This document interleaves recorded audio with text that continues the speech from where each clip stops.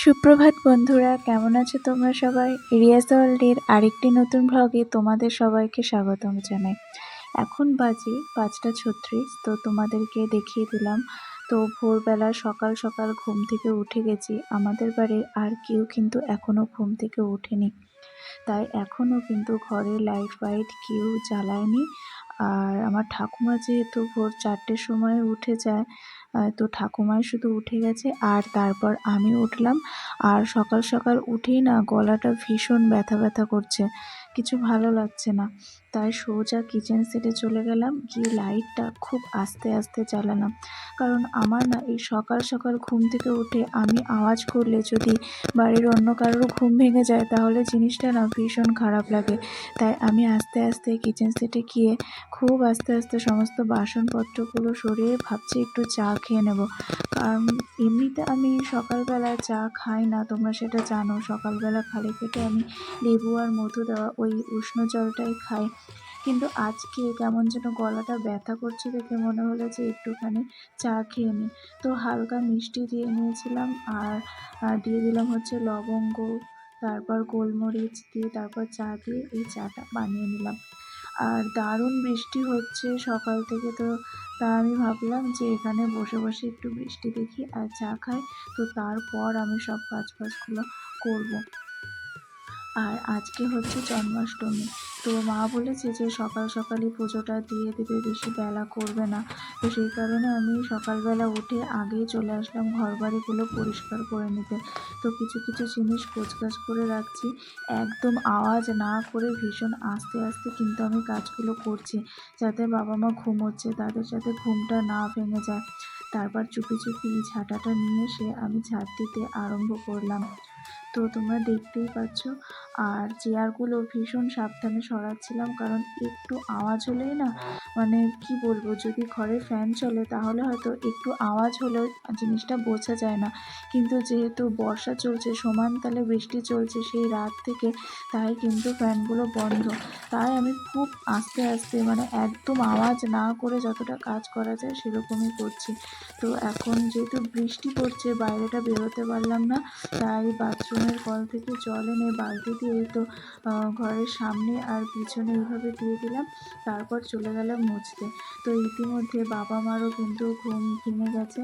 না, সেটা আমার আওয়াজে না, ওনারা এমনিই উঠে গেছে ঘুম থেকে। আর আমি ঘরফরগুলো মুছে নিচ্ছি, ওইদিকে মা উঠে বাথরুমে গিয়ে কাজবাজ করছে।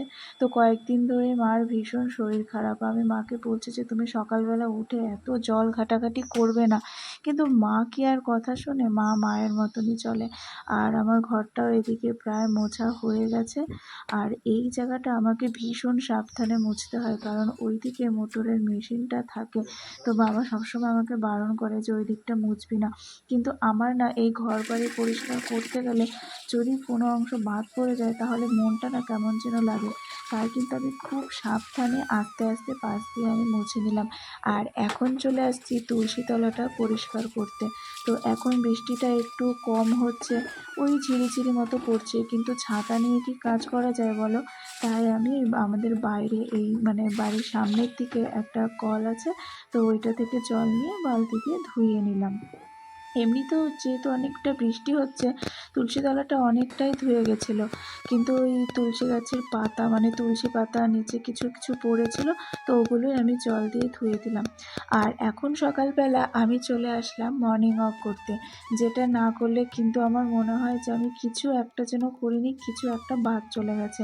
তো তোমরা তো জানো সবাই, যারা আমার আগের ভিডিওগুলো দেখেছো, তো আমি যদি সময় নাও পাই তখনও কিন্তু আমি আধ ঘন্টা কি 45 মিনিট করি। তাও যদি আমার হাতে সময় না থাকে অন্তত 20 মিনিট তো আমি করবই। আর এরপর বসে পড়েছি কিছু কিছু যোগা আর এক্সারসাইজ করতে। আর এইগুলো কিন্তু আমার শরীরকে ভীষণ ফিট রাখে।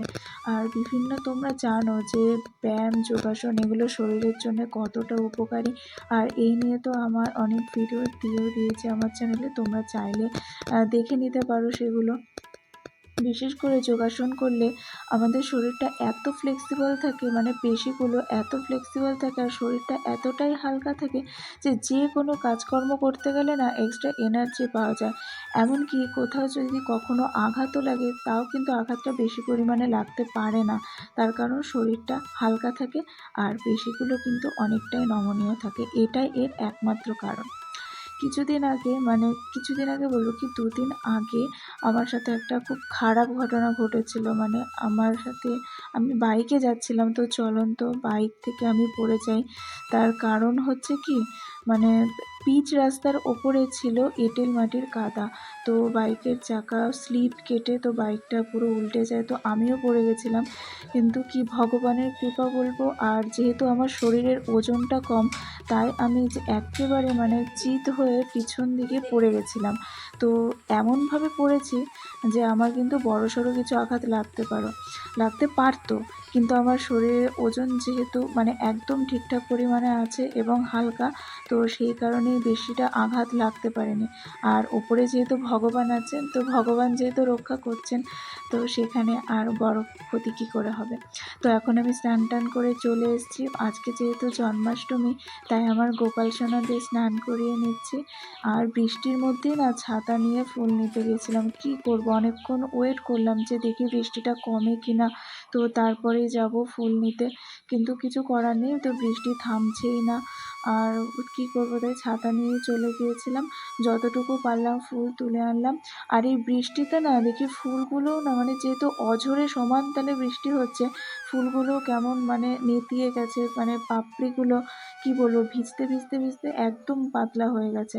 তো কী করব, ওটাই নিয়ে আসলাম। তো ভেবেছিলাম যে আরও বেশি করে ফুল তুলবো, ভালো করে আমার গোপাল সোনাদের সাজিয়ে দেবো আজকের দিনটা, যেহেতু আজকে ওদের জন্মদিন, আজকে হ্যাপি বার্থডে। তো কিছু করার নেই আর। আর এই ফুলগুলো তুলে এনেছি, তো এই ফুলগুলোর কী নাম আমি ঠিক জানি না, কিন্তু আমার খুব সুন্দর লাগলো, নিয়ে এসেছি। আর তাই ওগুলো দিয়ে সাজিয়ে দিলাম। আর আজকে যেহেতু সোমবার, তাই আমার বাবা মানে আমার শিব বাবাকে আমি স্নান করিয়ে দেব। আজকের দিনটা জানো তো, মানে আমার মনে হচ্ছে ভীষণ শুভ। একদিকে যেমন আমার গোপাল সোনার জন্মদিন, তেমনি আমার বাবা মহাদেবেরও কিন্তু আজকে জন্মবার। তো দুজনের পুজো আজকে একই সাথে দিলাম। আর আমি এদিকে পুজোর জোগাড় করছিলাম, আর ওদিকে মা এই সমস্ত তালের বড়া, লুচি, পায়েস এগুলো বানিয়ে দিল। আর ফলগুলো শুধু আমি বানিয়ে নিয়েছি। তো এখন আমি ভালো করে পুজো দিয়ে নিচ্ছি, ঠাকুরের কাছে মন প্রাণ ভরে আশীর্বাদ চেয়ে নিচ্ছি। আর আমার যেটা করতে ভালো লাগে, আমি মন থেকে যেটা চাই আমি কিন্তু সেটাই করি। যেটা আমি মন থেকে বিশ্বাস করি না সেগুলো কিন্তু আমি কখনোই করি না। তো আমি ভগবান বলতে আমি মন থেকে ভীষণই বিশ্বাস করি, শ্রদ্ধা করি। তো সেই কারণে যখনই এরকম বিশেষ কিছু দিন আসে, আমি কিন্তু এইভাবেই সাজিয়ে গুছিয়ে ওদেরকে পুজো দিই। আর আজ না মনটা খারাপ করছে, আমার বোনের বাড়ি আসার কথা ছিল আমার মেঘসোনাকে নিয়ে। তো এত বৃষ্টির মধ্যে ভাবছিলাম আসতে পারবে না, তো হঠাৎ দেখে ওরা চলে এসছে, তাই আনন্দ করে আমার মেঘসোনাকে আমি আনতে যাচ্ছি। আমি বিশ্বাসই করতে পারছিলাম না যে এতটা বৃষ্টির মধ্যে আমার বোন আমার মেঘসোনাকে নিয়ে আসতে পারবে। তো ভীষণ মজা হচ্ছে। জন্মাষ্টমীর দিন আমাদের বাড়ি জ্যান্ত গোপাল আসলো, আর আমার মায়ের আনন্দ কে দেখে। আমার মা তো গোপাল বলতে সব সময় অজ্ঞান।